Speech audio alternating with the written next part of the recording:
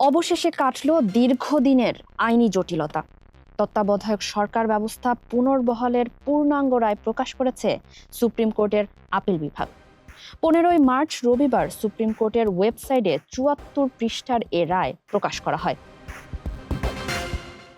সংবিধানের ত্রয়োদশ সংশোধনী বাতিলের রায়টি রিভিউ করার পর এই চূড়ান্ত সিদ্ধান্ত এলো। এর ফলে পঞ্চদশ সংশোধনীর মাধ্যমে বিলুপ্ত হওয়া এই নির্বাচনী ব্যবস্থা পুনরায় সাংবিধানিক বৈধতা পেল। ঐতিহাসিক এই রায়ে উচ্চ আদালত স্পষ্ট করেছে যে দেশের আগামী জাতীয় সংসদ নির্বাচনগুলো নির্দলীয় তত্ত্বাবধায়ক সরকারের অধীনেই অনুষ্ঠিত হবে। রায়ের পর্যবেক্ষণে বলা হয়েছে, সবশেষ অবসরপ্রাপ্ত প্রধান বিচারপতি হবেন এই সরকারের প্রধান উপদেষ্টা। 1996 সালে গণ আন্দোলনের মুখে বিএনপি সরকার সংবিধানে ত্রয়োদশ সংশোধনী এনে তত্ত্বাবধায়ক সরকার ব্যবস্থা প্রবর্তন করে। এর উদ্দেশ্য ছিল একটি নির্দলীয় ও নিরপেক্ষ অন্তর্বর্তীকালীন সরকারের অধীনে জাতীয় নির্বাচন নিশ্চিত করা। কিন্তু ছাত্র জনতার অভ্যুত্থানে পতিত আওয়ামী লীগ সরকারের সময় 2010 সালে সুপ্রিম কোর্টের আপিল বিভাগে এই ব্যবস্থার বৈধতা চ্যালেঞ্জ করে একটি রিট করা হয়। সেই রিটের প্রেক্ষিতে 2011 সালের 10 মে আদালত একটি সংক্ষিপ্ত আদেশে তত্ত্বাবধায়ক সরকার ব্যবস্থাকে অসাংবিধানিক ঘোষণা করে বিতর্কিত রায় দেন।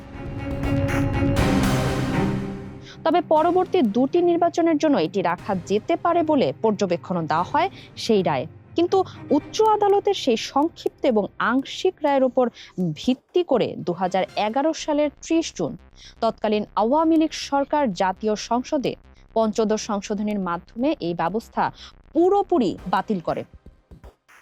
এর জন্য আদালতের পর্যবেক্ষণ এবং আওয়ামী লীগের জ্যেষ্ঠ নেতা সুরঞ্জিত সেনগুপ্তের নেতৃত্বাধীন তৎকালীন সংসদীয় কমিটির সুপারিশ উপেক্ষা করেই বিধানটি বাতিল করা হয়। এর মধ্য দিয়ে তৎকালীন প্রধান বিচারপতি এবিএম খায়রুল হকের দেয়া বিতর্কিত রায়টি উদ্দেশ্যমূলক হিসেবে আরো বেশি সুস্পষ্ট হয়ে ওঠে। জুলাইয়ে শেখ হাসিনা সরকারের পতনের পর 2024 সালের 31 অক্টোবর হাইকোর্ট এক ঐতিহাসিক রায়ে সংবিধানের পঞ্চদশ সংশোধনী কেন অবৈধ ঘোষণা করা হবে না তা জানতে চেয়ে রুল জারি করে। পরবর্তীতে 2024 সালের নভেম্বর ও ডিসেম্বর মাস জুড়ে সুপ্রিম কোর্টের আপিল বিভাগে এই সংক্রান্ত রিভিউ পিটিশনের শুনানি অনুষ্ঠিত হয়। 2024 সালের শেষ ভাগে এবং 2025 সালের শুরুর দিকে আইনি প্রক্রিয়ার মাধ্যমে তত্ত্বাবধায়ক সরকার ব্যবস্থা পুনর্বহালের পথ সুগম হয়। রিভিউ শুনানি শেষে গত বছরের 20 নভেম্বর তৎকালীন প্রধান বিচারপতি ডক্টর সৈয়দ রেফাত আহমেদের নেতৃত্বাধীন 6 সদস্যের আপিল বিভাগ চূড়ান্ত রায়ে তত্ত্বাবধায়ক সরকার ব্যবস্থা পুনর্বহাল করেন। সর্বোচ্চ আদালত 2011 সালের রায়কে একাধিক ত্রুটিপূর্ণ অভিহিত করে পূর্বের রায় সম্পূর্ণ বাতিল ঘোষণা করেন।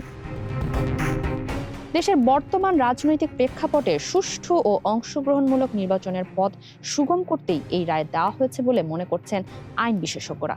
বিশেষ করে ছাত্র জনতার অভ্যুত্থান পরবর্তী অন্তর্বর্তীকালীন সরকারের সময়ে বিচার বিভাগ এই রায় প্রদান করেন যে পঞ্চদশ সংশোধনীর মাধ্যমে তত্ত্বাবধায়ক সরকার ব্যবস্থা বাতিল করা অসাংবিধানিক ছিল। শাহানুর শাহীনের প্রতিবেদনে ফারিহা আহমেদ, মানবকণ্ঠ।